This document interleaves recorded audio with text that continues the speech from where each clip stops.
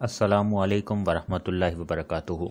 नाज़रीन व सामीन, आज की इस वीडियो में आपको बताएंगे कि कैसे आपने शहद को इस्तेमाल करना है, ख़ास तौर पर ऐसे अफराद जो औलाद के लिए परेशान हैं और अभी तक अल्लाह ताला ने उन्हें औलाद की नेमत से नहीं नवाजा। और इसके साथ साथ हम आपको शहद के 16 ऐसे फ़वाइद बताएंगे कि जिसको सुनकर आप ज़िंदगी में कभी भी शहद का इस्तेमाल बंद नहीं करेंगे। और साथ ही साथ इस वीडियो को आगे भी ज़रूर शेयर करें, ख़ास तौर पर ऐसे अफराद के साथ जो औलाद की नेमत से महरूम हैं और चाहते हैं कि अल्लाह पाक इन्हें औलाद से नवाजे। माहिरीन तिब ने अपनी तहकीकात और तजर्बात की रोशनी में शहद के कई फ़वाइद जिक्र किए हैं, जिनमें से चंद फ़वाइद आपकी नज़र में पेश कर रहे हैं। शहद प्यास को बुझाता है और हाफ़ज़ा को क़ुव्वत बख्शता है। इमाम ज़ाहरी रहमतुल्लाह अलैह का इरशाद है कि शहद का एहतमाम करो क्योंकि ये हाफ़ज़ा के लिए बेहतरीन है। शहद रदी रतूबतें निकालता है। इसका कसरत से इस्तेमाल यरकान, फालिज, लकवा और बहुत सी बीमारियों में फ़ायदेमंद है और साथ ही साथ ये हर किस्म के जहर के असरात को ख़त्म करता है। अमराज सीना और सर के अमराज में भी मुफीद है। शहद पथरी को खारिज करता है। इसके अलावा बसारत और जिगर को कुव्वत मिलती है। बू अली सीना इसे मकवी मैदा भी करार देते हैं। दांतों के लिए शहद एक बेहतरीन टॉनिक है। इसे सिरका में हल करके दांतों पर मलना इनको मजबूत करता है और मसूड़ों के वरम दूर करने के अलावा दांतों को चमकदार बनाता है। गर्म पानी में शहद और सिरका के साथ मिलाकर नमक डालकर इसमें गरारे करने से गले और मसूड़ों का वर्म जाता रहता है। निहार मुंह शहद पीने से पुरानी कब्ज ठीक हो जाती है। खट्टे डकार आने बंद हो जाते हैं और अगर पेट में हवा भरी हो वो भी खत्म हो जाती है।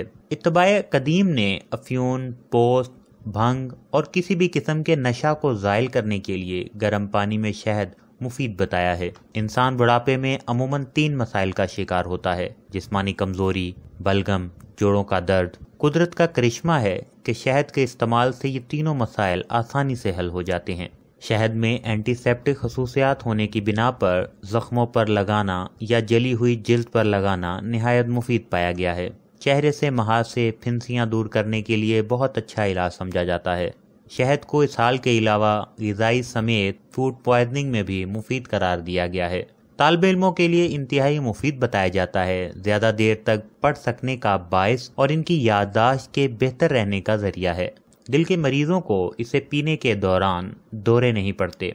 नाज़रीन सामीन, इसके अलावा शहद की और बहुत सी खसूसियात हैं जिनमें से हमने 16 आपके सामने पेश की हैं, जिनसे अंदाज़ा लगाया जा सकता है कि कुदरत का यह अज़ीमुश्शान तोहफ़ा कितनी अहमियत और अफादियत का हामिल है। रब ज़ुल जलाल से दुआ है कि वो हमें अपनी नेमतों की कदरदानी और अपने हबीब नबी करीम सल्लल्लाहु अलैहि वसल्लम के कीमती इरशादात को अपने सीने से लगाने की तौफीक अता फरमाए। आमीन। और अपने आबा-ओ-अजदाद के हकीकी वारिस बनकर इनके इल्मी सरमाया से भटकी हुई इंसानियत को राह रास्त पर लाने के लिए कबूल फरमाएं। आमीन या रब्बल आलमीन। नाज़रीन सामीन, और औलाद के लिए जो शहद का इस्तेमाल है, आपने एक शहद की बोतल ले लेनी है और इस पर 21 मरतबा सूरह फातिहा पढ़कर दम करनी है। और जिन लोगों के औलाद नहीं होती वो इसे रोजाना सुबह 1 या आधा चम्मच इस्तेमाल करें। 2 महीने के इस्तेमाल से ही इंशाअल्लाह ताला अल्लाह पाक आपको औलाद की नेमत से नवाज देगा और कोई भी अंदरूनी बीमारी होगी, मसला होगा, इंशाअल्लाह ताला दूर हो जाएगा। मियाँ बीवी दोनों भी इस्तेमाल कर सकते हैं